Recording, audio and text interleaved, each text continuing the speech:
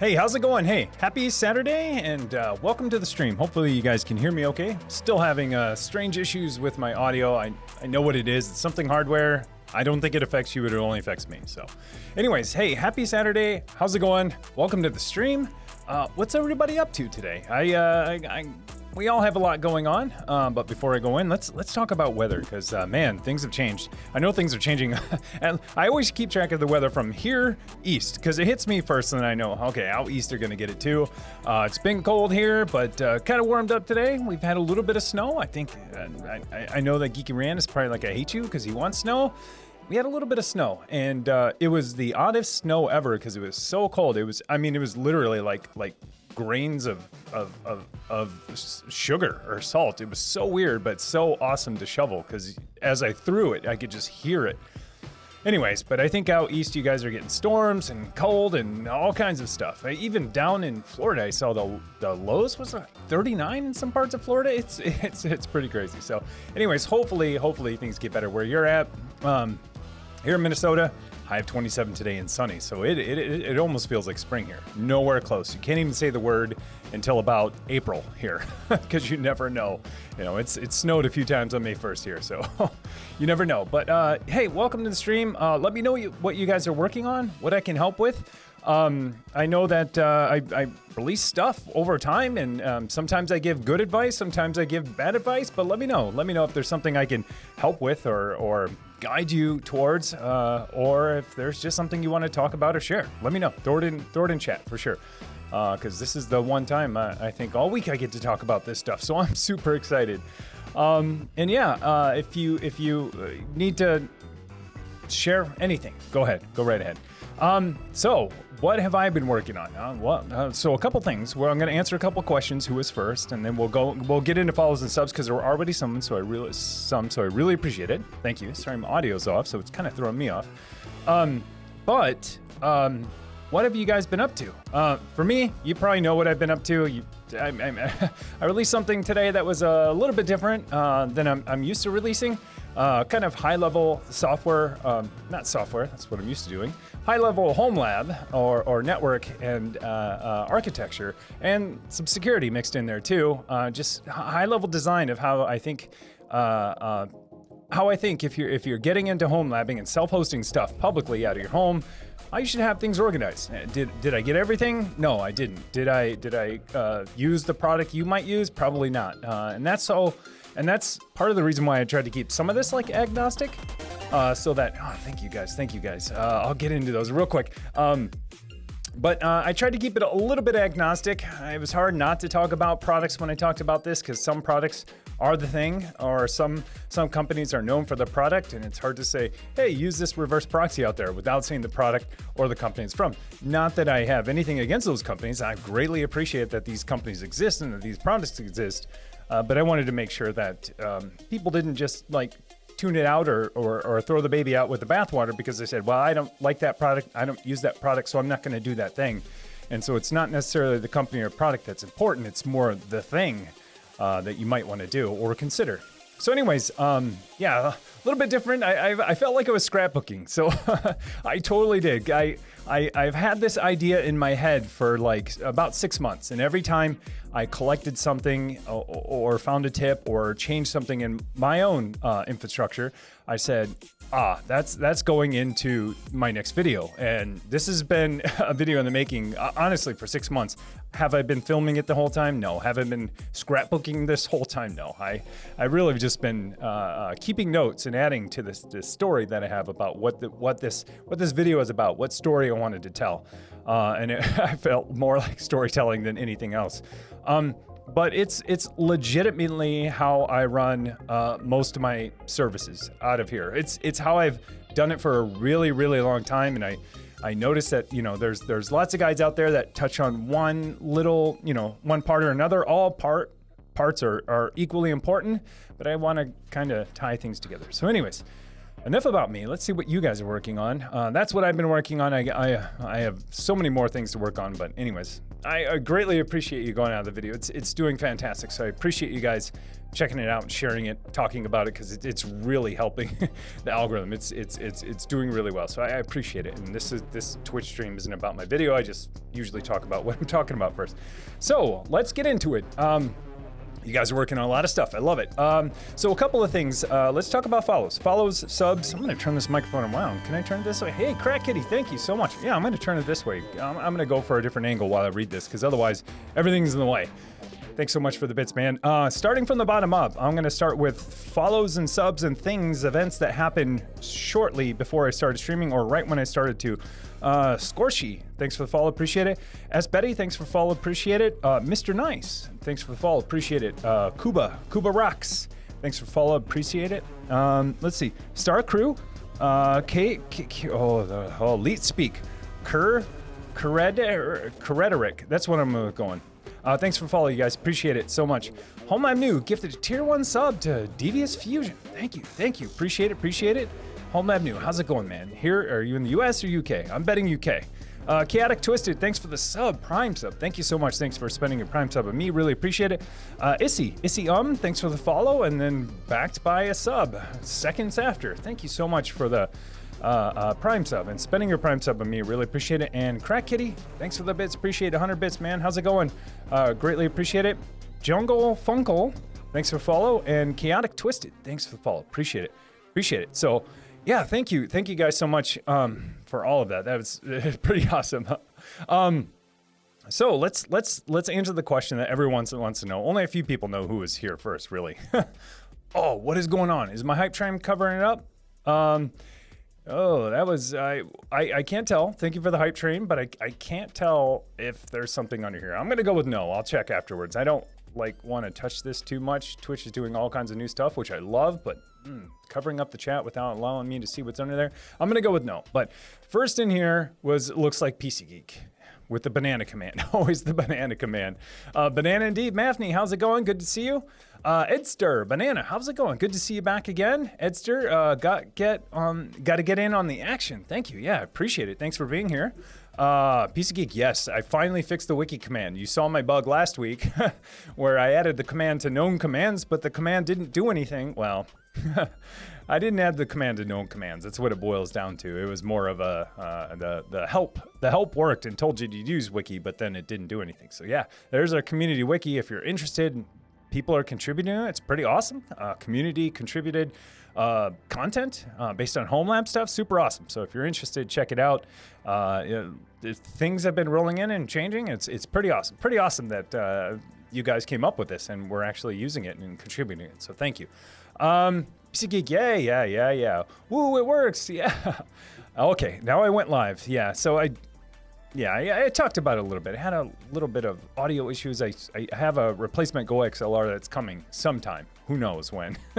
Long story, but there's something wrong with mine right now. So hopefully it's working okay. I see audio in the feedback of OBS, so looks like we're good. HomeLab New, please tell me I'm actually first this time. No, it was PC Geek. HomeLab New, stream hype, finally able to tune in. How's everyone doing? Yeah. I'm doing great.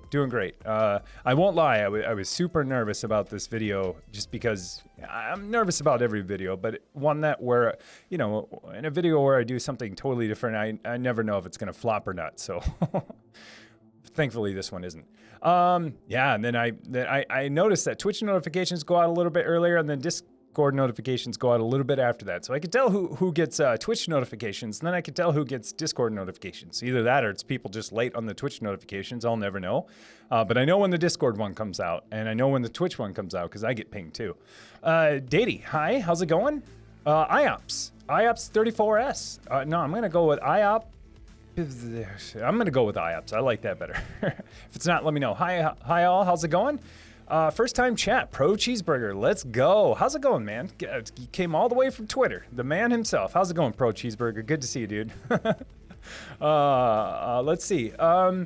Dream Traveling, hey. PC Geek, testing Kubernetes clusters. I know you are, man. You are on a mission. He is on a mission to get Kubernetes and E2 up and going. I think he already has it going. I think there's a couple more things you got to work out. He's documented it really well, tossed it into our community channel. His whole entire guide, it's looking pretty good, man. It's looking pretty good. I owe you a fix for something too, and I told you about that earlier. Just video release mornings are super busy for me because there's a lot of stuff that I have to do behind the scenes leading up to today, and then after the video's released, and then leading up to the stream. So I'll definitely get back to you. Appreciate it. Hey, Cyber Knight subbed tier 1. Thank you so much. Appreciate it. How's it going? Thank you. Major Gamer Geek. All right. Happy Saturday, all. Nice. PC Geek. Yep. RKE2, Rancher, Longhorn, Traffic 2. Sounds like a winning combo. Sounds like a winning combo. So I know you know this. I'll probably do high level explain RKE2. I use K3S and RKE1, at least in Docker. RKE2 is Rancher's next Kubernetes distribution. Hey. Grow 6U. Hey, thanks for the sub. Appreciate it. Prime sub. Thank you so much for spending your Prime sub on me.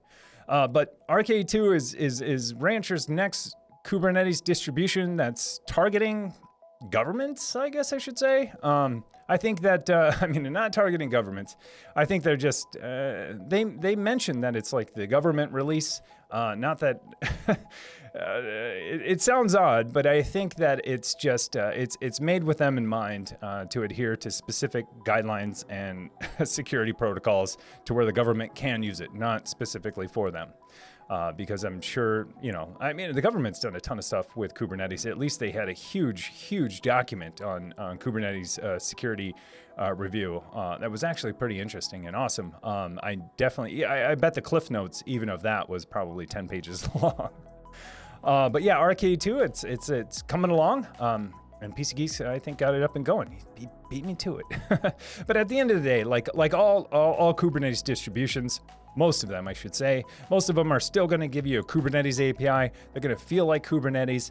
They may not look always like Kubernetes. They might have a little bit different tooling around them, but at the end of the day, they should still give you a Kubernetes API that's compliant with Kubernetes itself, the Cloud Native Foundation edition of Kubernetes. But a lot of people make distributions, just like Linux. Their spin on Kubernetes. Same idea. Micro-K8s, K3S, RKE, RKE1, you name it. All distributions of Kubernetes. So, but at the end of the day, should run and feel like Kubernetes if you're running it. Daddy, currently looking into my first HomeLab PC server in the $300 range. All right, I like it. There are so many options. I'm going to do some VMs with Home Assistant, etc. Yeah, for sure. There are so many options, so many options. My only recommendation, if you're in the budget category, things to look for. What would I look for to make sure I can run a hypervisor? I would look for, hey, Crack Kitty, dude, thank you so much. 200 bits, thank you. Cheers, gotta run. Keep up the awesome stuff, Tim. We'll check the new vid when I get back from Paradise. You're always on vacation, man. I'm so jealous, so jealous. Thanks, Cat Kitty. Appreciate it so much, dude. Safe travels. Just joking about always on vacation, but you were just on vacation. You get to go awesome places, so hope you're doing well. I don't even know that you're on vacation now, but I assume Paradise means vacation, unless your work sends you to awesome places. But going back to your question about HomeLab PC servers, $300 range, you have so many options. Things to look for. What would I look for in something in that range? I mean, most likely, if you're going to run a hypervisor, you're going to want to make sure it supports virtualization. Probably obvious no-brainer, but it's something to think about. That's, if it's, I always mention the Intel version because I'm very familiar with it, but it's going to be VTX, on that processor, and then VTD, if you want IOIMU for hardware pass-through. Those are the two things you're going to look for in your CPU. Then you're going to make sure your motherboard also supports them. If you're buying used enterprise gear, it's almost 100% given that it's going to support both, but you'll want to check. And then after that, I usually go for RAM and SSDs. I know you're in the $300 budget, so that's gonna be tough. You might not get that right away. You'll probably get some RAM if you're buying used enterprise gear, and then you'll probably get some SATA or SAS drives. Totally fine. But if you're gonna be running, multiple virtual machines on this pool of drives, you might want to look into SSDs, just because you want more IOPS, you want more throughput, you want less latency in those drives, especially if they're shared. But you can do that later. You can do that later. Maybe I'm pre-optimizing, saying get SSDs when you don't really need them. I know that when I bought a Dell R710, it came with 6 2TB SAS drives, and that was totally fine for 5, 6, 7 virtual machines because I put them in one big pool, and it was fine. But then I got to a point where I was like, okay, I need more than 5, 6, 7, or depends on your workloads too. But yeah, sounds awesome. Pro Cheeseburger, Datey, you can sign up for AWS free tier if you want to just mess around. Absolutely, yeah, for sure. Cloud is always a good option to experiment. There are lots of cloud vendors that have a free tier. Free tier can be kind of, a lot of them have a free tier, depends on how much you want to do with a free tier. But yeah, they're absolutely, I mean, GCP, AWS, Azure, Linode, a lot of them have a free tier of something. I don't know if, they might either give you credits or give you a free tier of a Kubernetes cluster or a free tier of some kind of virtual machine, some kind of micro instance. So yeah, lots of options there. Let's see. Hey, thank you so much, dude. What's going on? Geekmasher, thank you so much for the sub. Thank you so much. Prime, 3 months. Thank you. Love the content. Thank you so much for the continued support. And then there was a GRG Papadopoulos. Thanks for the follow. Appreciate it. And Stefan Wallen. Thanks for the follow. Appreciate it. Let's see. First time chat. MKTBS. Techno Tim, your latest video was fantastic primer for HomeLab security. Thank you. I work in the field and teach on the topic, and I'm planning on pointing my students at your channel for a great primer. Hey, thank you so much. I appreciate it. Thanks. I kind of summarized it earlier, but thank you. I really appreciate it. It's a little bit higher level, but I wanted to stay higher level so I could cover, basically paint with a broad stroke, and then if I need to, dive into those topics later. And sometimes it's part of my content strategy that doesn't matter. But this was like, I've had these ideas and I just needed to get them out of my head. Last Saturday, was the weekend where I stayed up until like 4 a.m. thinking about this. I couldn't fall asleep. I don't know, last stream I talked about it a little bit, like I couldn't sleep last night. And this is why, because I had these ideas and I knew I just needed to start filming and get them out of my head. So anyways, I hope you like it. If you have feedback or specific things you think they shouldn't do or should do, yeah, let me know. Snecky Snack. Thanks for the follow. Appreciate it. Welcome. Zero. Oh, this is a good one. Zero Toiler. I gotta stick with Zero. Zero, thanks for the sub. Prime sub. Thanks for spending a Prime sub on me. Really appreciate it. Thank you. Let's see. Where are we? We're right here. Pro Cheeseburger, GCP2. Yeah, absolutely. Cloud vendors are pretty generous with their free tier, at least to get your feet wet and see if that's what you want to do. You could do that before you buy anything, and you could almost spec it out that way. Hey, because they're going to give you infrastructure as a service. They might give you, one server with, it's going to be pretty low, but it's going to be like 1 gigahertz processor, single core. I don't know what their free tier is. Somewhere around there, but then you can kind of say, okay, what could I run on something this low powered, and go from there. Yeah, great suggestion. And it takes zero hardware at all. The other one that I always recommend too is if you don't even want to go in the cloud, something you could do today on your own machine, if you have a machine that supports a hypervisor, even a type 1 if you really want, or type 2, is VirtualBox or some kind of local virtualization to build out your virtual machines and test out containerization ahead of time. I mean, you could do all of this on your local machine if you're doing containers. It's the promise of containers. But if you're going to do virtual machines, spin up VirtualBox. Throw a couple in there. See what you want. Play, destroy, back up, revert. Do all that. And you could do it today without even putting your credit card in anything, A lot of cloud vendors want your credit card just in case you go over credits. I totally understand why they do it. But with VirtualBox or virtualization, Hyper-V, you name it, you don't have to do that. And you can do it on the machine you're on right now, unless it's a mobile device or it's some older system that is too slow to even handle that. But lots of options. Oh yeah, there we go. HomeLab New. DigitalOcean also gives quite a few of free credits if you're a student via the GitHub developer pack. I like it. Yeah, DigitalOcean. I'm so always amazed at the documentation that they crank out. Most of the time when I want to figure out how to do something, DigitalOcean has documentation on it. I'm like, I know this is going to be right. I know it's going to be right. So hats off to them for figuring out an awesome marketing strategy. Create great documentation, and then people will just flock there. So otherwise, see if you can get a good deal on an R720, but run the hardware channel in Discord. Yeah, run it by the hardware channel in Discord. Yeah, absolutely. Thanks for recommending it. Yeah, 720 is I think a lot of people's favorites right now. If you want a virtualization workhorse, pretty low price, good bang for your buck, lots of compute right there. Pro Cheeseburger, yeah, check it out. It's cool if you want to test stuff out for free. Absolutely. Yeah, lots of clouds give you free trials. It's pretty sweet. I totally agree. And if you do go with the cloud option, then you get to get your feet wet in public cloud stuff too. That's valuable skill to have. How to drive AWS, how to drive GCP, how to drive Azure or any other cloud vendor. You know, how to navigate their system. What IaaS is, PaaS, what GKE or not just GKE, but any Kubernetes dashboard works, how it works in the cloud vendor. It's a great skill to have, even just to poke around and do it, because a lot of people are there or going there or doing hybrid. Let's see, Mafni, I'm trying to figure out how to upgrade my i350 NICs firmware. Yeah, those are tough ones. Once you get that low, it's kind of tough.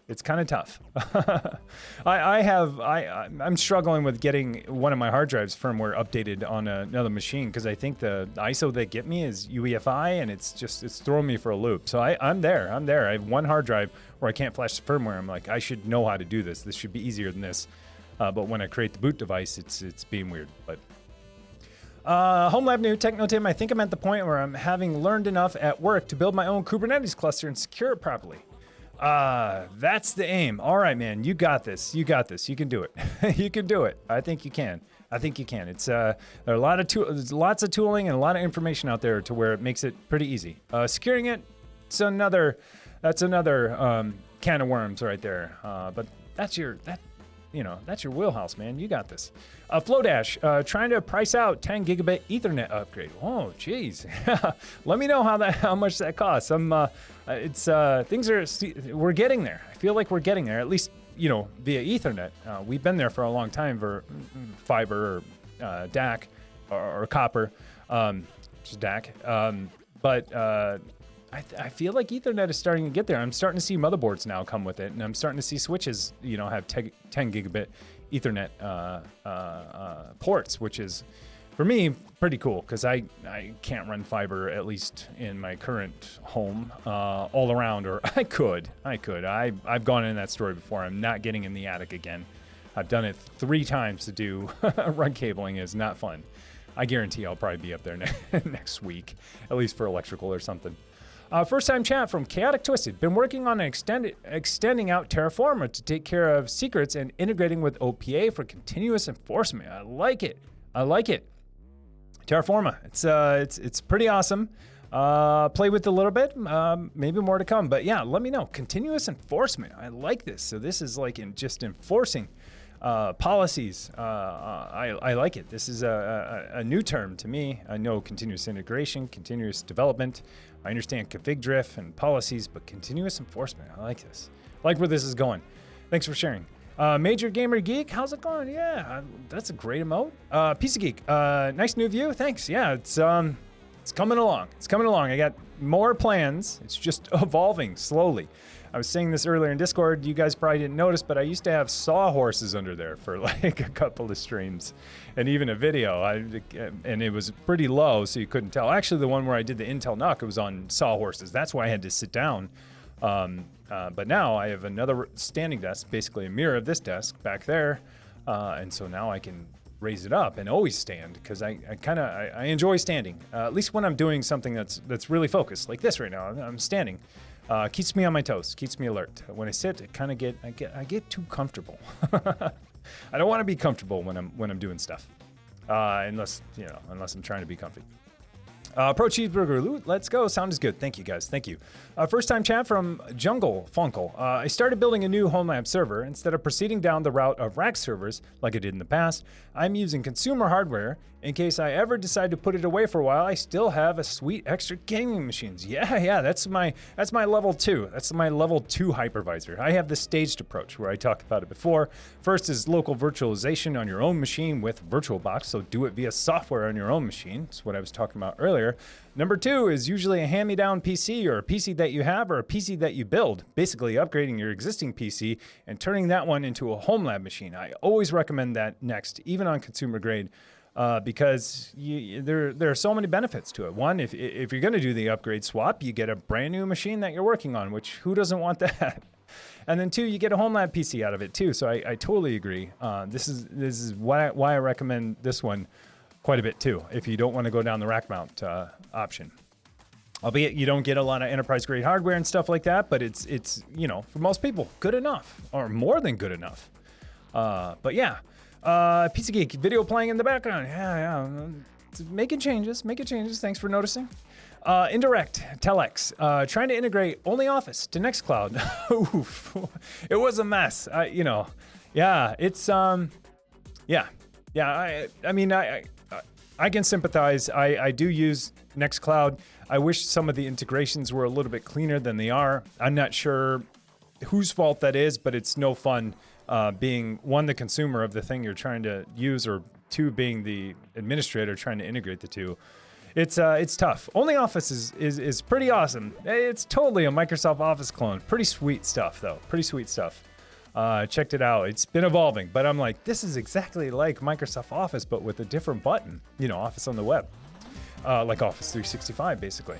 Hey, Cherry Shaw, thanks for the follow. Appreciate it. And why am I right?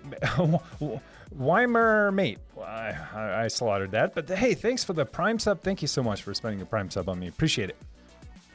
But indirect Telex, I feel your pain. Been there. Mafney, lots of snow there. I don't know. That might be a good thing for some.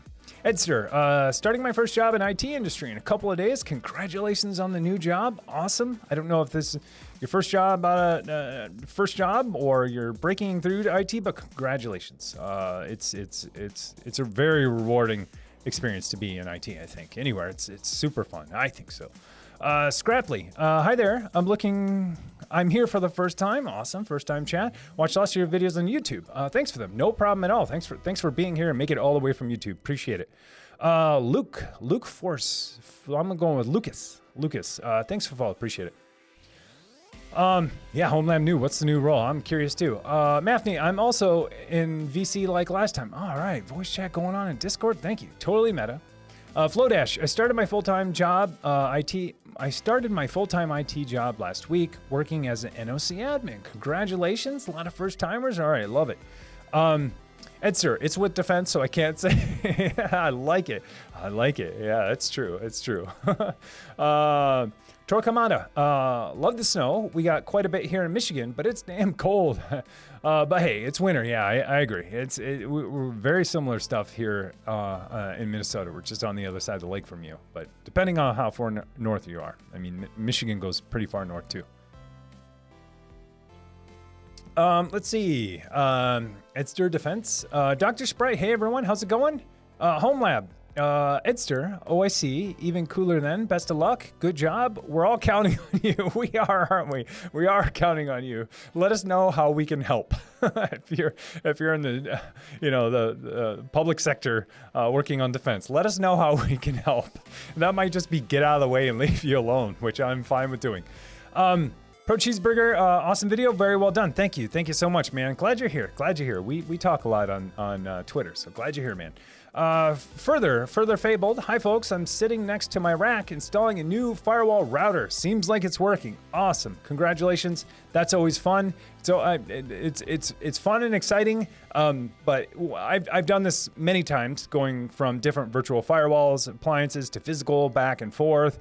The one thing that I despise doing is recreating my DHCP and recreating my firewall rules, because now it's just like whenever you switch vendors or switch things, you're just like, it's tough, but super exciting, and it's a chance to clean up too. So I would highly recommend cleaning up anything and only adding rules that you know for sure you need, because it's a good time when you migrate firewalls to clean up stuff. That's what I've learned in the past, but I'm sure you got this. Grouse, I'm going with that. Thanks for follow. Appreciate it. Dr. Sprite definitely got me thinking about moving a service or two into the cloud VPS. Yeah, for sure. It's if you migrate some stuff to the cloud, you kind of wipe your hands of it. I don't want to say wipe your hands of it, but you mitigate some of the risk of just directing traffic into your home, right? That's what it boils down to. And but then you still have that risk in the cloud, depending on the data that's in the cloud. I mean, the risk didn't go away. You just shifted. Multiple risks, but you shifted where some of that risk is. But in the cloud, you have a lot of the same concerns. And if you have some private data in that service running in the cloud, I mean, you have a lot of the same concerns. So, pushing into the cloud isn't necessarily like I did, just wiping your hands of it. It's basically saying like, hey, I need to do the same kind of things, but if this thing does get compromised, it's not at home. Scapley. I set up Rancher and a self-hosted case recently. Nice, congratulations. Now I wanted to set up Nextcloud and was reading and watching some info. Also, your YouTube video from November 2020, the new Rancher UI is quite different. Yeah, it is. Even the video on the new UI is still old. Yeah, so they've been making a lot of changes. I don't know if this was, part of Rancher's plan in their product, just part of their product development, or if this is the SUSE acquisition that made things look a lot nicer and behave more like a cloud dashboard. I'm not sure where the influence came from, but yeah, lots of changes to Rancher, kind of letting the dust settle on a lot of that because it kind of stinks when you. And don't get me wrong, I want them to advance. I want them to change. I want them to make great products like I do any piece of software. I mean, I write software myself. Things constantly evolve. They constantly change. But it kind of stinks when you write documentation for them. You're like, ooh, nothing is the same anymore. And again, a reason why I basically always say why I personally, for the most part, I use kube control to do most things, because the Kubernetes API, which I was talking about earlier, should be working and compliant. So if you use kube control commands and manifests for your services and your deployments and your ingresses or whatever your CRDs are, it should just work. And so, yeah, I for the most part, I use Rancher or whatever, even GKE stuff. It's basically my way, my UI to read only for the most part. Every now and then I'll kick some pods out just to restart them because it's easier to do that than kube control. But most of the time I use kube control for making changes and the UI to just to view, really, to monitor. Let's see. Further fabled, if you're talking to us, sure seems like it. Jungle Funkle, Techno Tim, what's your opinion on pfSense as a VM software firewall router? I've done it. I've done it. I think that's out on YouTube too. That was actually one of my very first videos. I mean, the first handful. What's my opinion? Do it if you can. There are pros and cons with virtualizing anything. You notice some of the cons more if it's something critical like network. This can go either way. Really quick, Moody Zoo. Hey, thanks for the sub. Thank you so much. Thanks for spending your Prime sub on me. So my opinion, I've done it for years. I still do it on a virtual machine. I've done it with Untangle, OpenSense, pfSense, you name it, Smoothwall, IPCOP. I mean, I'm going way back, probably before some of you who were born. No, I don't know. They're not that old, maybe. But I've done it with a lot of systems. The reason why I did it is because I for a long time, I didn't want another machine running. I didn't want a separate, think of everything you need to build a system, and then make it highly available, I guess. That means, doubling up on hard drives. I don't know if you're going to go dual power supplies, but building out a whole entire another, server, just seemed like a lot for me to maintain in my own home. So I took the approach a long time ago to say, I'm going to virtualize this. The only piece of hardware personally that I needed to buy was just a NIC with multiple ports. Arguably, I didn't even need to do that. You can do some fancy stuff with networking to where you don't, but I kind of wanted to separate my concerns. Casso, hey, thanks for the sub. Tier 1, thank you so much. Appreciate it.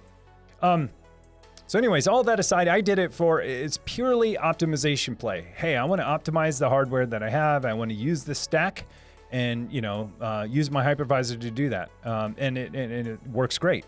The downside is when you reboot your hypervisor, which is probably everything, your internet goes down. So, you know, there's some weird stuff in there. Let's say, for instance, your hypervisor is VMware and there's a patch that goes out and you need to patch it and the patch requires a reboot. Well, when you reboot, if your pfSense router/firewall is inside of your hypervisor, when you reboot, you don't have internet for however long until it comes back up. So, you know, there's games like that you kind of have to play. You know, and the same goes with keeping your DNS in there, keeping your, you know, if your DNS is virtualized, if your or TrueNAS is virtualized like mine, like, you know, there's these things you kind of have to deal with. But I look at the trade-off like I don't need to run a separate server for that. But, you know, since then, now I have dedicated hardware. I use the UDM now. I also use my pfSense, some testing and some other stuff. So it's kind of moot for me now. So, you know, it's hard for me to give that advice when I'm not 100% doing it myself. But yeah, I did it for like 10 years.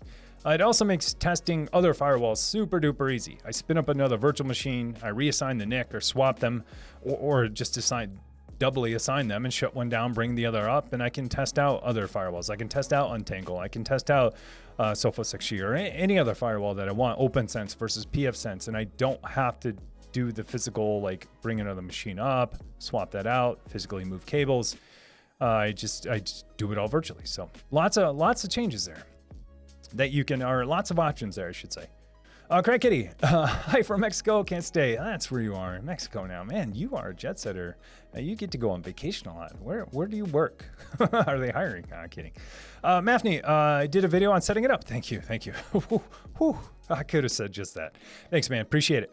Edster, let's see. Hey, Tim and Chad, how's it going? John and S, how's it going?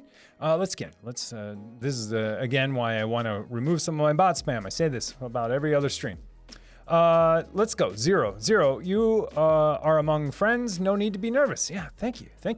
Pro Cheeseburger, haha, doing great. Thank you. Let's see.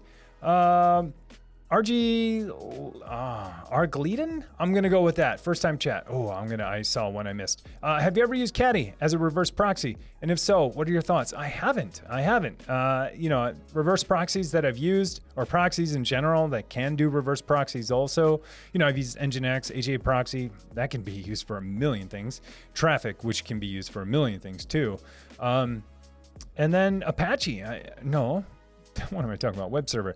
I'm trying to think. Like, those are probably the three that I've used that I'm familiar with. I mean, I built, you know, and then there are some firewalls that have WAFs built in, web application firewalls that can kind of do a reverse proxy for you too, that are built into firewall systems. But those are what I've used. So I haven't used Caddy. No, haven't. I see it all the time.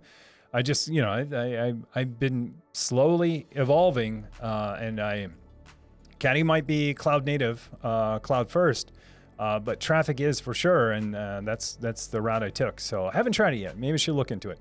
The Dobler, have I tried Chasm workspaces yet? Techno Tim, no, I.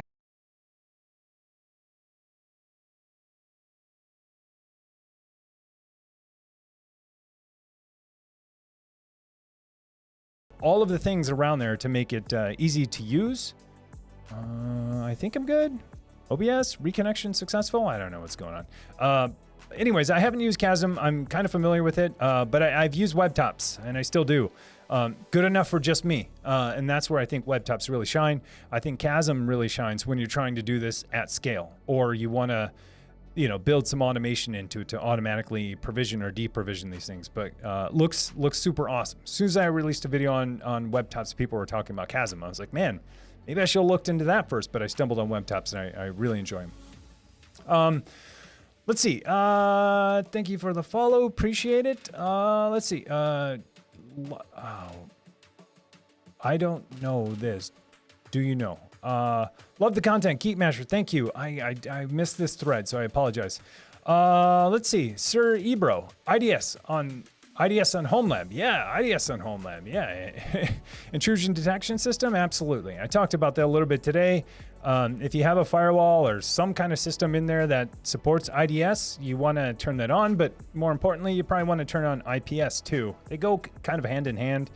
One's the detect and report, and one's the actual blocking, active blocking. You want to turn IPS on too. I use a UDM, it has it in there. And then there's Snort and Suricata, which is on pfSense, which do similar things. So yeah, absolutely. Edubs, hello. Love, just saying thank you. Just saying hi. Thank you so much. Isium. Hey Tim, I'm pretty new to HomeLabs. I watched your Portainer and Rancher. I found Portainer was much easier to get some Docker containers up and running from the app templates. Absolutely. However, I'm still not able to translate Docker containers that I want from hub.docker to work successfully in Portainer. Something always fails. Hey, well, let me know which one specifically. I mean, most of the time it goes like this, high level. When you find a new container, the first thing I do is look for environment variables, because that's basically your interface. I'll keep it high level. That's variables that you can pass into the container to change different things. So I look at environment variables, I look at ports they expose externally, and then I look at volumes I could map. Those are the three things really, and that's what it boils down to. The environment variables usually for config, ports to expose is for networking, and the volumes to map is to basically persist your data. And if you don't persist your data, when you cycle the container or restart the container, you lose it, which is awesome. Awesome. That's a feature, not a bug. That's definitely a feature because you want that for the most part, unless you map a volume, which is awesome. Some people don't even expose volumes, and they make it totally stateless. And only the config comes through environment variables. Even more awesome, I think. Stateless ones are my favorite because then I don't have to back up any data. But yeah, let me know if you have specific examples. Absolutely head into our Discord, throw it in the containerization channel. Let's work through it. I gotta get this right. Loud Luxury. Oh, there we go. What's the best way to go about updating drivers and firmwares on automated basis for client devices? This one's gonna be tough. Unless you have a system that does it for you, there's no easy way. There's no easy way because you got to think about it. Like you got to think about all the hardware vendors. You got to think about the different types of firmware where they would have to go and look to see if there's an update, and then running scripts depending on how they publish those packages to do it. I haven't found an easy way. I mean, maybe there's something in the industry that does this, but that's a huge undertaking. A lot of hardware vendors will do this if you buy their system and probably buy a license for that system and buy their hardware. They might do it, like Dell, HP, a lot of these places do, and have systems that can go out and automatically update devices and drivers and or firmware too. But I'm not aware of anything open. I have, like I mentioned in the video, I have a maintenance scheduler rotation where, every so often I have tabs to every piece of hardware I own. I open that. I have tabs to every single container I run. I look at that. I see if there are any changes, in the last X amount of days since the last time I did it. And I read and I figure it out and then I do it. Not fun, but it's just part of maintenance. Would be cool if there's something open source to do it, but a lot of the times, you're writing implementations for someone else's software that might be difficult to do. But I'm not saying it doesn't exist. It's definitely a need in the industry for something open source like that, but I don't know. Stefan Wallen. Let's see. Want to thank you for your great Docker Compose traffic videos. Oh, thank you. Been playing around with Rancher for ages, never getting around to success. With your help, I took an evening, and Heimdall is running with a bunch of things. Next up, Nextcloud or OwnCloud. Got any recommendations? That one's tough. Well, first of all, thank you. I think it's a huge, and congratulations. I think it's a huge accomplishment when you get a reverse proxy up and going that can automatically provision certificates. That is huge. That is huge. Because once you do that, then you can scale out, which I think is your next endeavor, which is how do I get more containers now with all these certificates? I have an unlimited amount of certificates now. So how do I scale out and spin out more services? So congratulations on that, because it's a huge accomplishment. It's super fun, and once you get it, it's a great feeling. It's a great feeling, mostly because you're not pulling your hair out anymore. But Nextcloud or OwnCloud, this is kind of gonna be up to you. I use Nextcloud. I can't remember why. I don't even remember the difference between the two. I think there was differences in licensing or opinions, and one forked off the other. And I settled on Nextcloud. I can't tell you exactly why, to be honest. I'd have to review my notes of the two. But I use it, and I think a lot of people in the community use it. I think linuxserver.io has a great container that they host or build on a regular basis. That's fully patched. So that's what I went with. I mean, I think that's what a lot of people are running in general, at least in my circle. Geekmasher, as someone in IT, security industry, and like the latest video, all right, pass the test. Woo. Because this is just my hobby. I mean, granted, I've been doing it for a while, and but this is all like architecture. I mean, I didn't make it up myself. I kind of pieced bits of it together. But I got advice from the internet, exactly what you're doing right now. So, my whole entire architecture is advice from the internet over the last 10 years. Hopefully it's okay. Pass the test. Thanks, Geekmasher. All right. 0. Team Insomnia. Insomnia. Oh, do you mean for rest requests? Maybe. Oh, you mean not sleeping? Okay. I'm like confusing, like, because I do development and we use Insomnia for our rest requests or Postman. I'm like, oh man, did I get an Insomnia request wrong? You mean just not sleeping? Product names. So hard naming things. Basically 0 tolerance. LOL. And then Stack Overflow. Yeah, for sure. Them and Stack Overflow for sure. Let's see. Weimermate? Weimermate? I'm going with Weimermate. I'm going with Mermate. How about that? Mermate. Thank you, Techno Tim. Your videos really help me think of projects, and you explain things well. Thank you. You don't assume people have the knowledge already. You're the best. Thank you. I appreciate it. I recently built a rancher setup following your video. Pi-hole, Plex, all sorted. I'm thinking the firewall maybe next. All right. Thank you. I explain things the way I think I would want them to be explained to me. I don't know if that's a good thing, but I've never been, I don't know. I could go on forever about my style of communication. It's not the greatest always, but I just try to explain things to people like the way that I understand them, and hopefully it's not too boring or dull, not too technical, but hopefully it helps break down some of these barriers.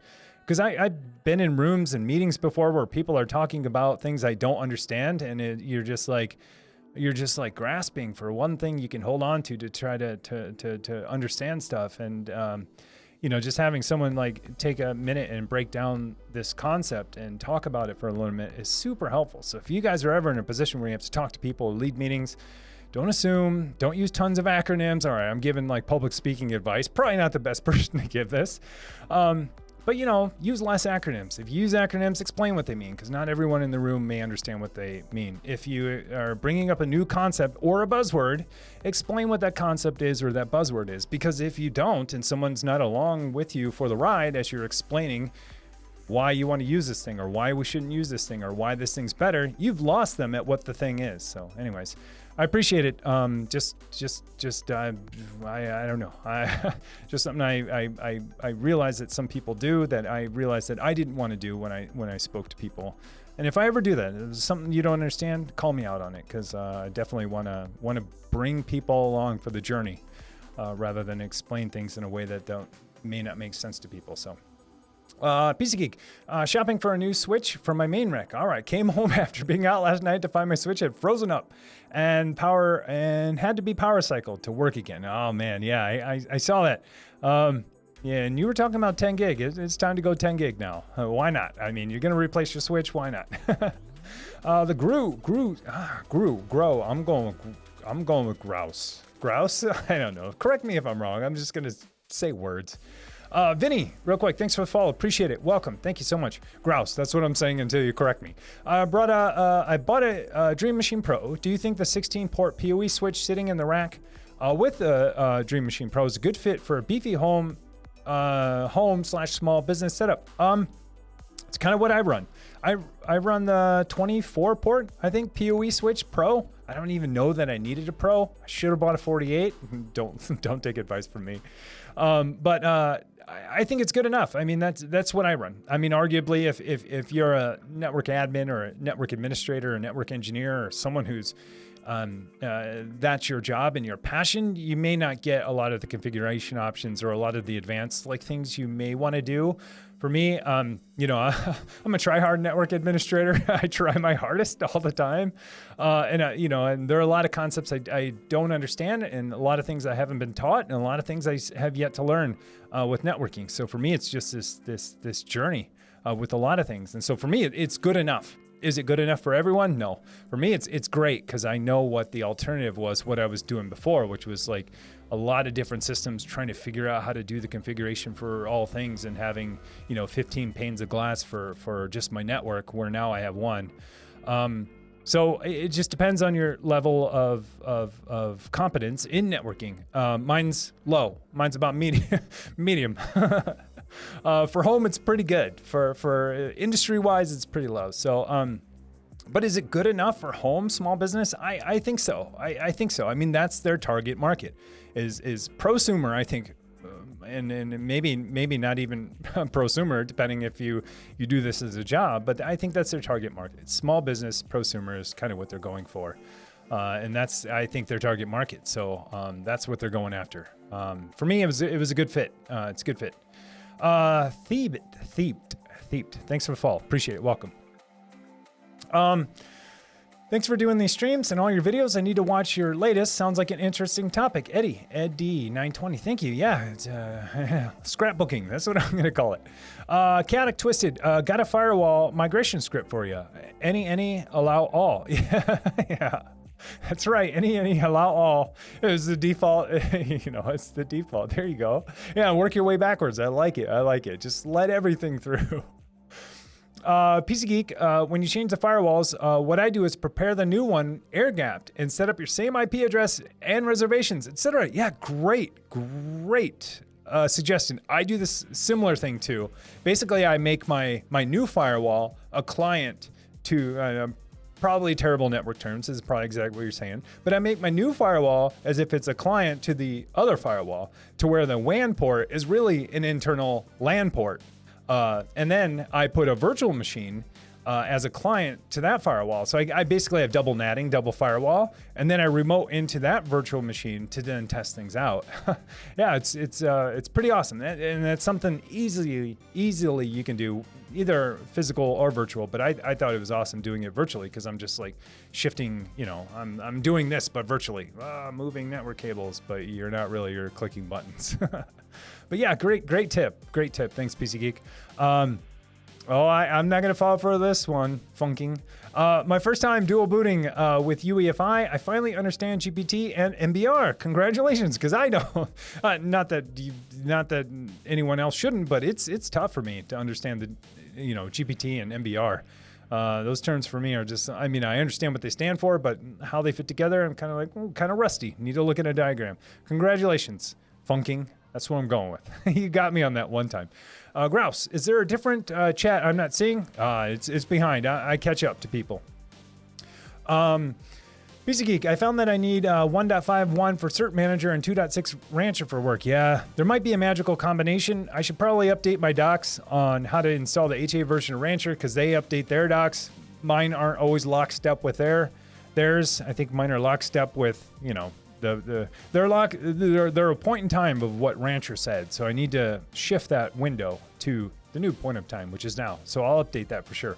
The older one didn't work, and the latest one didn't work either. Yeah, I think they kind of have to be, I don't want to say lockstep with each other, but there's a point in time when you have to use a certain version of Cert Manager with a certain version of Rancher. If you go latest Rancher, old Cert Manager, you might have problems for sure.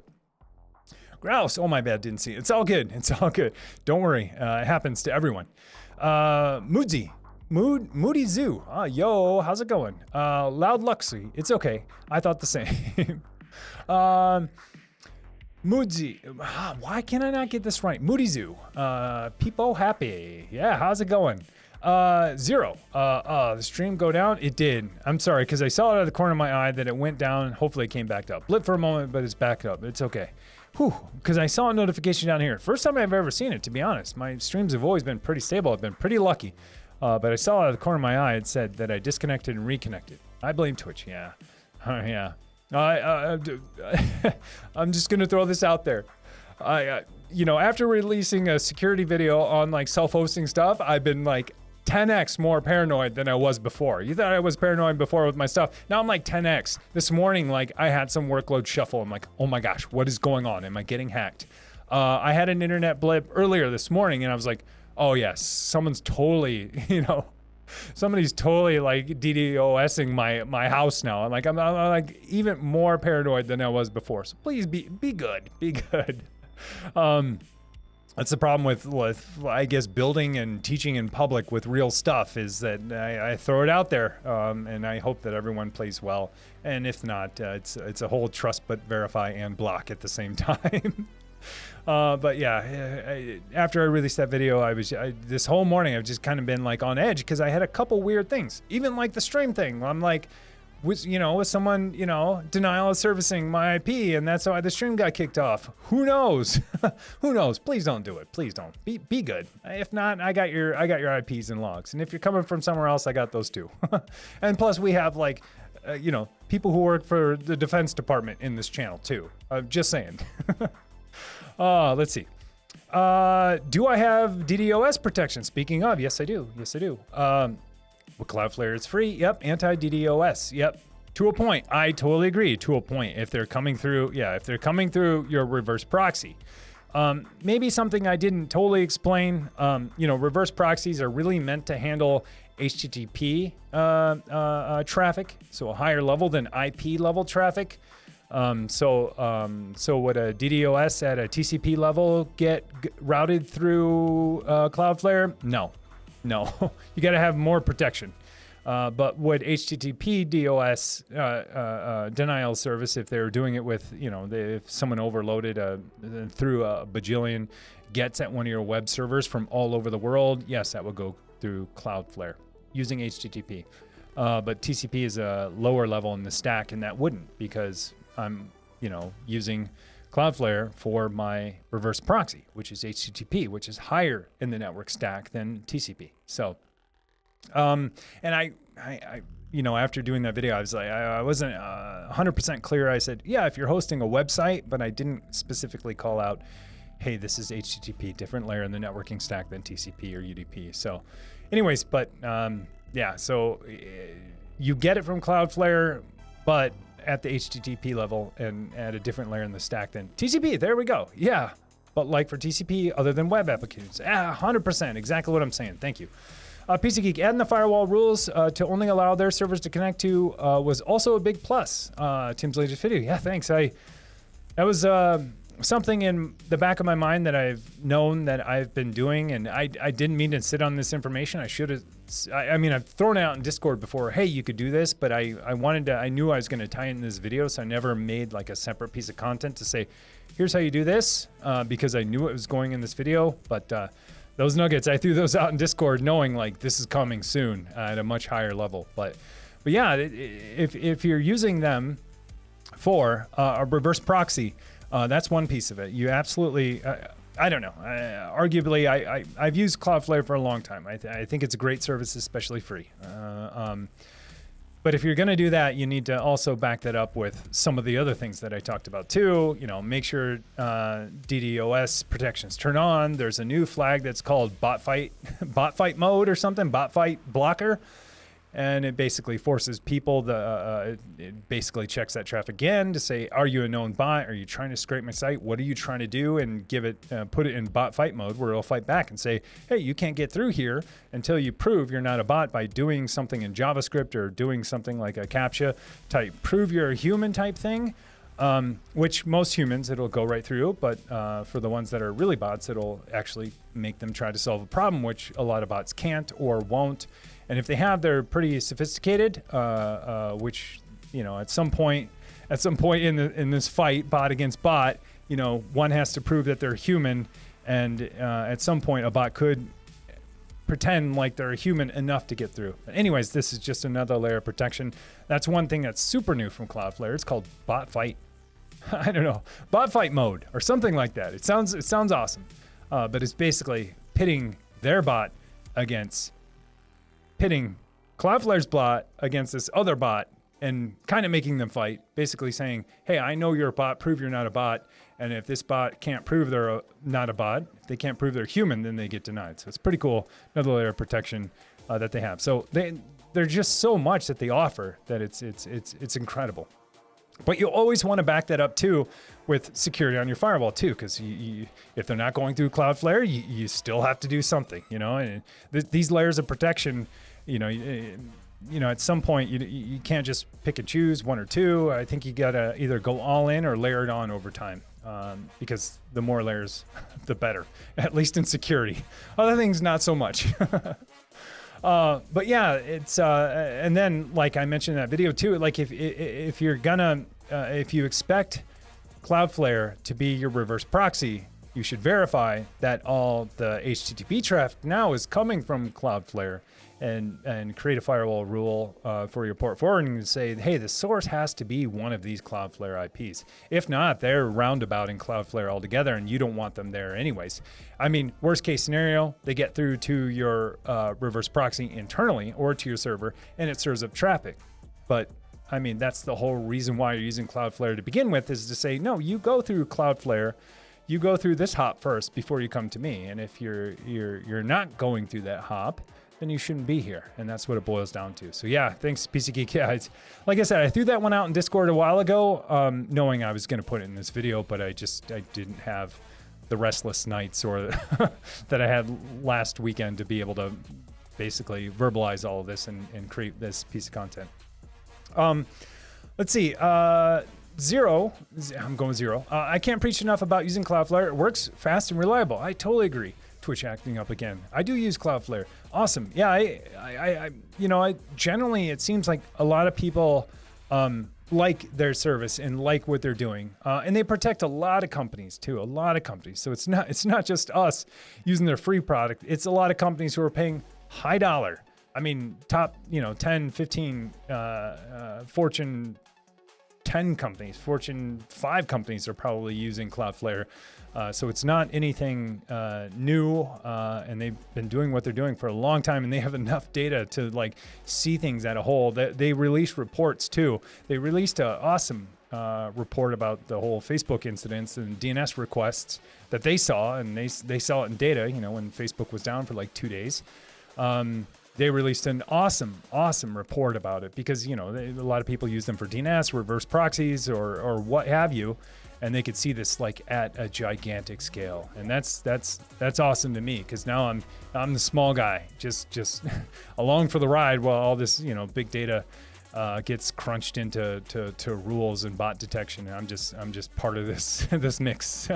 So it's pretty awesome what they do. They don't pay me to say anything. I've been using Cloudflare for a long time. I'm happy to say that's what I use because it's just awesome. I mean, they give a nice free service for sure. Especially if you're not in the cloud. Like, a lot of cloud vendors have this stuff too. And so they'll say like, well, you don't need that because we offer that too for a price, of course. But if you're not in the cloud, then you have very few options. I'm not like going to go to a cloud provider and say, hey, give me your reverse proxy and your, bot detection inside of your cloud and pay for that. And that's where I think Cloudflare is in the sweet spot right now for hybrid cloud, for no cloud, for self-hosting, and then also for a lot of their other services too. Anyways, I'm a huge fan. A few people have differences in opinions on them, but I've been happy so far. A bit unstable today. Yeah, I know. This is like what I was saying like earlier. Like, please, please. Hopefully it's not anyone doing anything nefarious because we have logs. Argleeden, you got my name bang on. All right, RG. Oh, now I probably said it wrong. Real quick, McDub, thanks for the follow. Appreciate it. Welcome. Sci-Fi, thanks for the follow. Appreciate it. Welcome. Argleeden. I'm going to go with that. Argleeden. Hopefully I said it right. You got my name bang on. Thank you. I've been in IT ops settings for about 5.5 years, and thanks to your videos have been a huge help with me learning to understand Docker and Kubernetes. So now I know the requirements from our in-house development team. Thanks a lot for the useful information. Hey, no problem at all. Thanks for being here, and thanks for chatting. First-time chatter, thank you. Thanks for your videos about traffic and Let's Encrypt and Cloudflare. Help me out a bit. Awesome. Thank you. That's my preferred stack right now. That's my preferred stack for sure. It's a great stack. great place to be right now. Xavius, hey Tim, not sure if anything out there exists. I know there's subscription-based services that do this, but I'm looking for something to develop standard operating procedures on. Features like searchable lists, and then the ability to create steps and add links to new tabs, ability to generate text on checkbox items. Any clue what I should use or type of blogging software? Oh, let's see. Looking for something to develop standard procedures on, features like searchable list, and then the ability to create steps and add links to open new tabs, ability to generate text on a checkbox, items, etc. So you're basically looking for a content management system, right? You wanna basically create documentation and then publish that documentation and have it be usable and look nice, right? There are blogging platforms. They may or may not be a good fit for this. One of the most popular ones is WordPress. They're kind of like the Swiss Army knife of CMS. They can do, they can do blogging, they can do wiki, they can do static page generation, they could do marketing pages.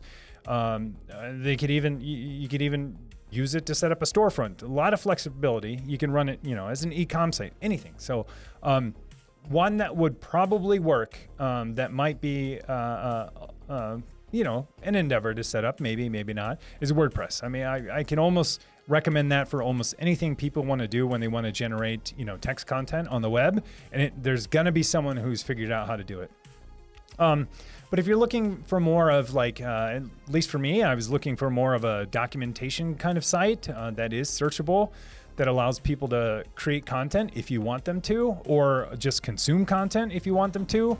Wiki.js is one I just stumbled on when I was building a wiki for the Discord community. People in Discord said, hey, it would be sweet to have a wiki. And so I'm like, all right, let me spin this up and see if we can host this. That wiki software is using Wiki.js. There are lots of other wiki softwares out there. But if you're looking for that type of collaboration or that type of content creation kind of workflow, that's there too. Other than that, I go with static site generators a lot because they're really easy to use and they're pretty low risk. I don't need a database. Probably not what you're looking for. But those are kind of the three classes of software I would look at. And look at Awesome Self-Hosted. They'll have lots of recommendations for similar things you're trying to do. But my recommendation is going to be WordPress or Wiki.js if that's what you're looking for sure. Hopefully that helps. But it just depends. Are you building a web application for someone to use, or are you building more of like a traditional CMS where you're creating content for people to consume? So let me know. Hey, Mesmeroth, thanks for the Prime sub. Thank you so much for spending your Prime sub on me. Appreciate it. Code 10, thanks for the follow. Appreciate it. Welcome. McDub, thanks for the Prime sub. Thank you so much for spending your Prime sub on me. Thank you. Let's see. PC Geek, you only need IDS and IPS in a HomeLab if you have hosted services. Firewall defaults to block everything from the WAM. Anyways, so you're adding extra service work for the firewall to make it do more work if you don't need it. Yeah, absolutely. Yeah, that's good. If you deny all, there's nothing for it to do. 100%. Yeah, I totally agree. Phantom Way, anyone else have one server and just use Docker Compose to create containers? I've tried K3S, but it's not worth all the overhead for the same thing I want with Docker Compose. Yeah, me. I also run it that way. So I have a Kubernetes cluster. I have two, but then I have some Docker only hosts. I use Portainer to do that. I use Portainer to as my UI, but I still use Docker Compose to spin up those workloads.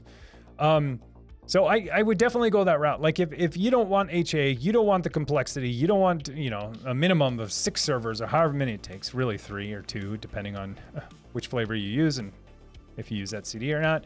If you don't want that complexity, don't take it. Don't just give it right back to me. I'm okay with it. And use Docker only. 100% totally fine. A lot of people do it. And it's efficient. It works. It separates your concerns. It's repeatable. Like it hits all the sweet spots for me, except for the scale piece. But if you don't need scale or HA, it doesn't matter. It's not one of your requirements. So absolutely go with Docker only. I would highly recommend going with Compose versus Docker commands, or even using a UI, because it's repeatable and because you can version control your YAML files, your Compose files, and repeat it again in the future. So that's the route I go. Absolutely would work. English, please. Oh, I missed that one. Sorry. Never mind. We back. I'm sorry. Twitch has been acting up, it seems. If you get a buffer, it should come back. Ooh, I'm telling you, I'm getting paranoid right now. I'm going to check my firewall logs right after the stream. That is, if I use the same WAN IP that I host here, as if I don't have two WANs. So you'll never know. Probably the ingest server he's got connected to today. I hope so. I hope so. I love the optimism. Me, I'm just like, I'm under attack. PC Geek, I know, right? A stream full of HomeLabbers always checking their networks frantically. LOL. Yeah, for sure. Hanbo, ongoing Hanbo, new follower. Do you self-host your Git repositories? Ooh. Oh, do I? No, I don't, actually. I don't.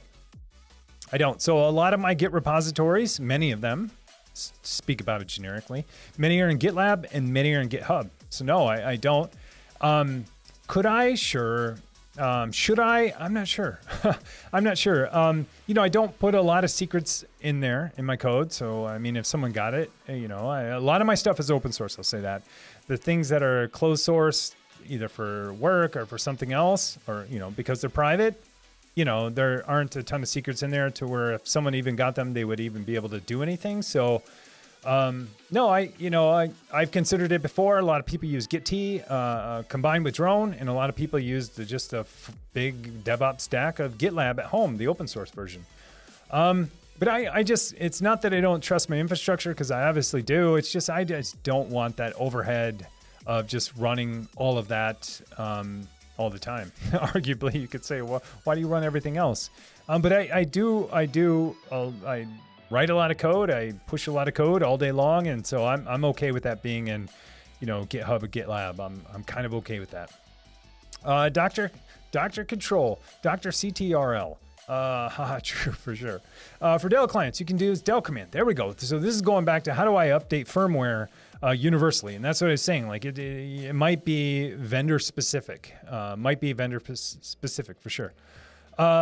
Ron Ross also got Pi-hole working today. Had a bit of problems with IPv6 DNS. Hey, well, I hope it's going okay. Someone asked me that, I think, on YouTube. I owe them a response. So if you figured it out, you should share your findings, absolutely, in Discord, because then I could say, hey, someone else in our community figured it out. I don't have all the answers. Not that I even pretend to, but it's always awesome when someone else figures something else out and you can just share it. PC Geek, I still want a 1 gigabit switch just with the 10 gig uplink since I have PoE switch with 10 gigabit on it already. Yeah, uplink. That's the only thing I use. Well, that's the only networking piece I use in my UDM. WAN and uplink to my main switch. Let's see. Oh, it looks monitoring. Thank you. Let's see. Sorry. I will keep that in mind. Not even messing with IPv6 right now, LOL. Scapley, I have my Kates running on VMs on Proxmox. In Proxmox, I use ZFS with a couple of SSDs. Really great stuff. I totally agree. But I wanted to try out Longhorn for some block storage and Kates, but my guess is Longhorn is not a good choice for my environment. It's like 2 layers of block storage. What do you think? I'll say this. So block storage in Kubernetes shouldn't be confused with just block storage everywhere else, like everywhere else. It kind of can be, but really when you add Longhorn or any new storage class or cloud native storage, it's storage for that cluster specifically. And so, I run Longhorn at home. I know some other people do in their Kubernetes cluster. And what that gives you is a storage class so that when one of your containers needs storage, like if you bind mount to volume, it can hurry up and slide in block storage from Longhorn. And you can write your data there. That container can write that data to the block storage within the cluster, and then it gets replicated throughout the cluster. So if that one goes down, another one spins up and slides in. Does introduce some complexity, and I've changed how mine works a little bit.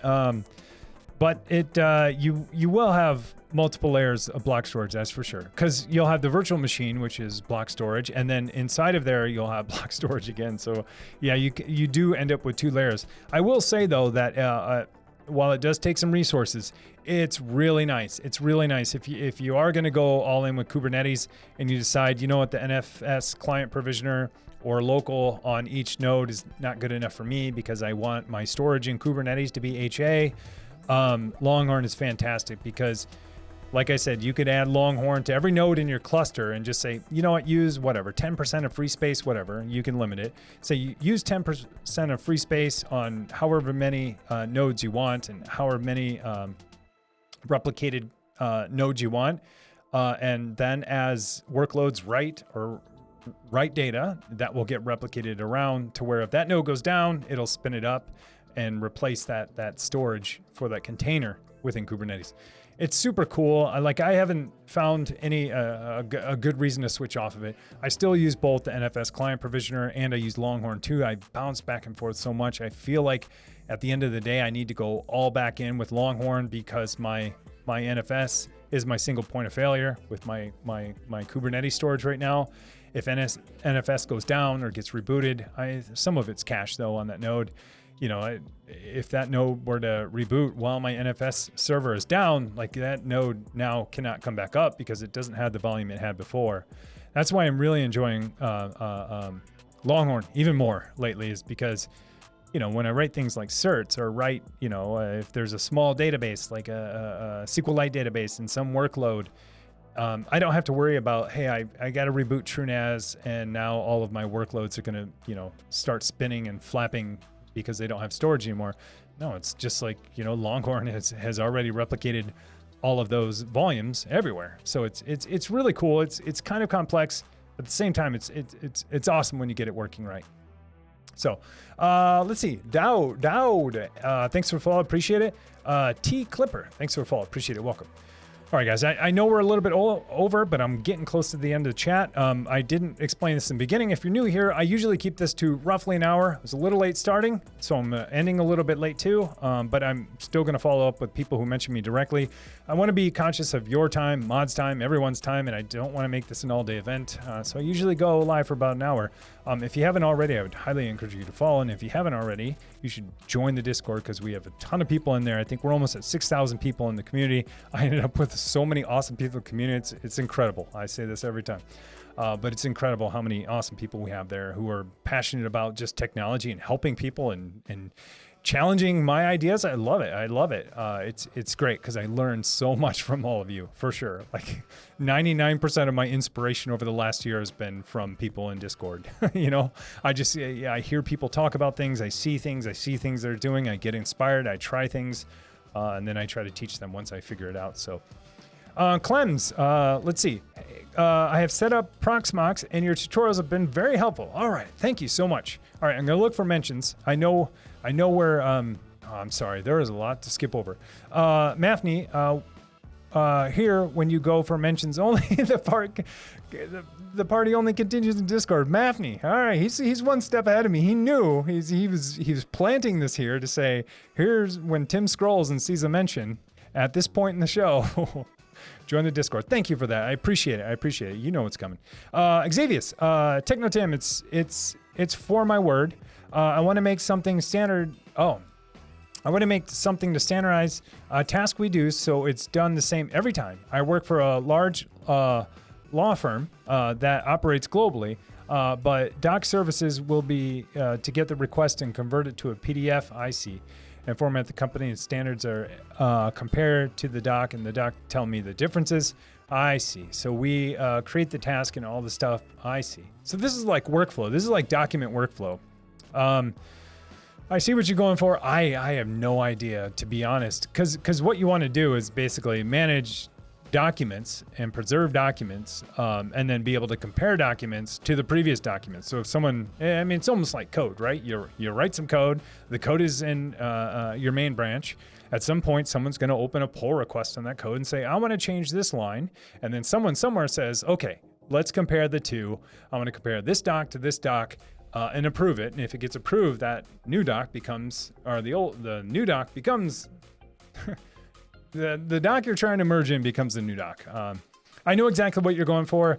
I don't know. To be honest, it sounds awesome. It sounds very specialized, but I wouldn't be surprised if an open source like document management system out there didn't already exist. Sounds like some things that are out there. I would check out, just Google awesome self-hosted. And awesome self-hosted is just and if you go there and you Google it, absolutely star it because it's fantastic.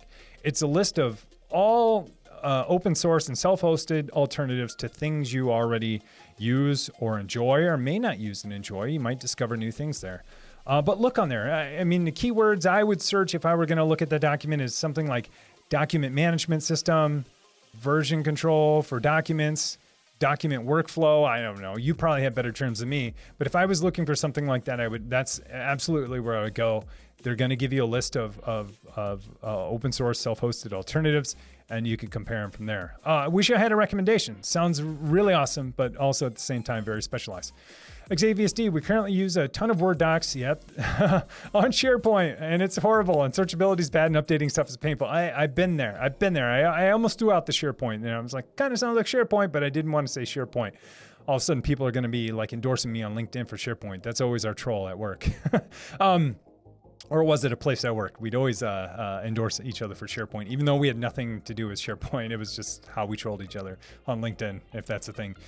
Not that it's a bad thing, but we were software developers, so we thought we were cooler than that. Not that it's not cool to do stuff on SharePoint, but you know how that goes. Just like languages, you pick your language and you're like, yeah, our language is so cool, and yours is not. Haha, not really. But anyways, that's what I would do. I mean, you nailed it on the head. Since you said SharePoint, I would Google self-hosted alternative to SharePoint. Boom, there's your Google search. That's what I would search for. And then you're probably going to land on the awesome self-hosted README page in GitHub. Star it. Don't forget to star it because it's awesome. And then do some comparisons and let me know. You should circle back. We should check with you to see what's an open source alternative to SharePoint that would satisfy like some kind of document management system. All right, looking for first time one. Al Pacino. I like it. Al Pacino. I like it. Hi Tim, found you through YouTube. I was looking for a home project to do, and I figured out what I want to do. KOS on Raspberry Pi. All right. Running Pi-hole to start. Going to provision the Pi with Ansible too. All right. Awesome. K0S with Pi, with a Raspberry Pi. Awesome. Sounds like another distribution of Kubernetes. Congratulations. Awesome. Glad you found me. Glad you're here. All right. Looking for mentions because I do want to be conscious of your time. Last one. All right. Let's see. Chaotic Twisted. We use MKDocs. We do source control through PRs in our repositories. Awesome. That is awesome. It's so funny because I talked about this. I don't know. This is just insider stuff. I talked about it with my friends a long time ago. I was like, there should be like some kind of version control system for Microsoft Word, for Word documents. This same exact thing you're talking about, but treat documents as code. And we were kind of looking into it, but it was super weird because like Office documents use, and most Office documents now use this open XML spec. And at the end of the day, you're comparing lines of XML and not really the content itself. And I was like, it would be great to use, I guess, something like MKDocs. It would be great if this thing exists so you could compare documents. So the person, who was submitting a document didn't have to save theirs and clobber theirs and have the last person go through and review theirs. So sounds pretty awesome. It's pretty awesome. I'm glad something exists for that problem because me and my friends were trying to solve it a long time ago. Well, it was just us like wasting time at work talking about how we would build a system, but we didn't really build it. You know how that goes. So, hey guys, real quick, Skane Ken. Hey, thanks for the follow. Appreciate it. Hey everyone, thank you so much for joining today. Went a little bit over. Thank you for your time, and I'm sorry I went over. If you want to continue to talk or continue to connect with people that you might be seeing in chat or people that are not even in this Twitch stream right now, head on over to our Discord server, Piece of Geek. Thanks for linking it. You can join there. 6,000-ish people there who are excited about technology, excited to learn, excited about HomeLab stuff, networking stuff. There are channels for everyone, and if there's not, we'll create one. Manny, note to self, I still owe you one. Anyways, I'll fix that later. But we have so many channels. We have a lot of channels. But we groom them often and consolidate them if we need to. Anyways, that's not the point of what I'm trying to say. The point of what I'm trying to say is it's a great place to hang out. It's a great place to hang out throughout the week, to bounce ideas off of, to talk about stuff, to share stuff with, because if you're like me, a couple years ago, I had no one to tell this stuff to. It was all in my head. And you can only keep that stuff in your head for so long before you go looking for places to share it. And our community is definitely one of those. So I appreciate it. Yes, PC Geek, 5,875. That is awesome. That is awesome. So I will never forget. I'll never forget that, there was a time where it was just me and a bot I was programming in this Discord. So truly, truly thankful for everyone there. So thank you guys so much. If you have any questions or concerns, you can ping me in the Discord or ping me on Twitter. I'm probably be on a little bit later today. Got to take my dogs for a walk before it gets dark. It's one of the few days we actually can, where it's warm enough to, and it's still light out, and ice is not on the sidewalk. So I got to hurry and get them because I promised them. I promised my wife, but it's really for them. So anyways, got to walk them. Have a great rest of the week. I'll be back next Saturday. Might have something for you this week, but I'll see you in Discord. So have a good night and take care, folks. Be good to each other.